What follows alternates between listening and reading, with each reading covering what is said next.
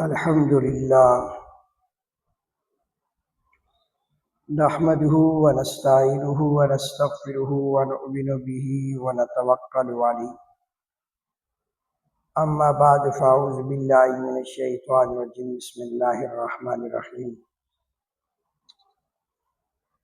انسان کے مختلف اعضاء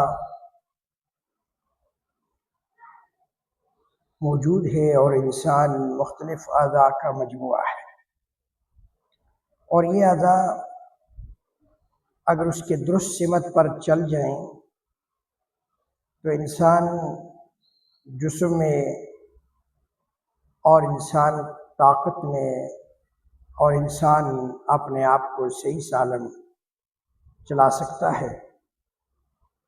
اگر یہ اعضاء بگڑ جائیں اور یہ خراب ہو جائیں تو انسان بجائے ٹھیک ہونے کے، بجائے اخلاق رکھنے کے، بد اخلاق ہو جاتا ہے. گویا کہ انسان کے اعمال کا تعلق انہی اعضاء کے ساتھ ہے. اب اس کو اچھے طریقے سے استعمال کر لے، اچھے طریقے سے رکھ لے، اس کی اپنی مرضی ہے، اور اگر اس کو غلط سمت پر چلانا شروع کر دے تو اس میں یہ ہوگا کہ انسان کے لیے نقصان ہے، اعمال کے اعتبار سے بھی اور عمل کے اعتبار سے بھی. تو انسان کو چاہیے کہ اپنے اعضاء کا خیال کرے.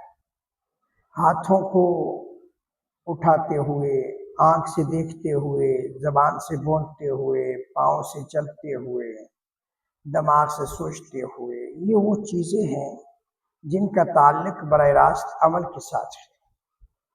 اس لیے کہ ان اعضاء سے عمل نکلتا ہے، اعضاء سے، اور اس پر دار و مدار اس ثواب کا ہے کہ جو اس کو اللہ کی طرف سے ملتا ہے. تو اس لیے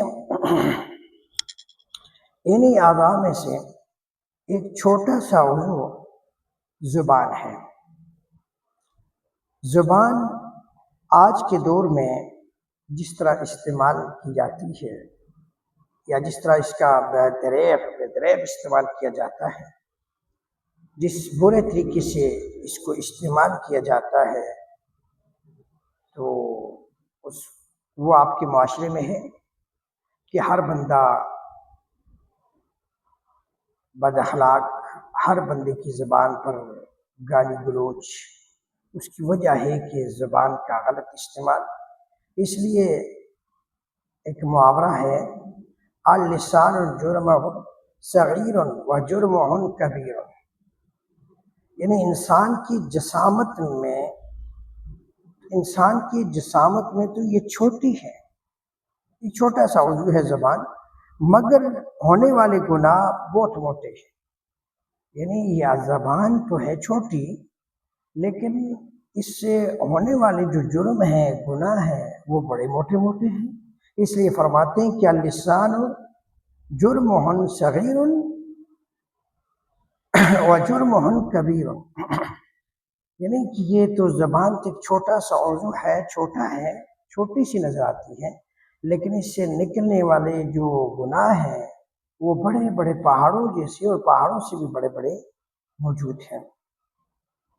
اس لیے فرماتے ہیں کہ انسان کو زبان کا استعمال کرنے سے پہلے یہ سوچ لینا چاہیے کہ میں زبان کیسی استعمال کر رہا ہوں، اور زبان ہی وہ عضو ہے کہ جس کی وجہ سے انسان جنت میں بھی جائے گا اور جہنم میں بھی جائے گا.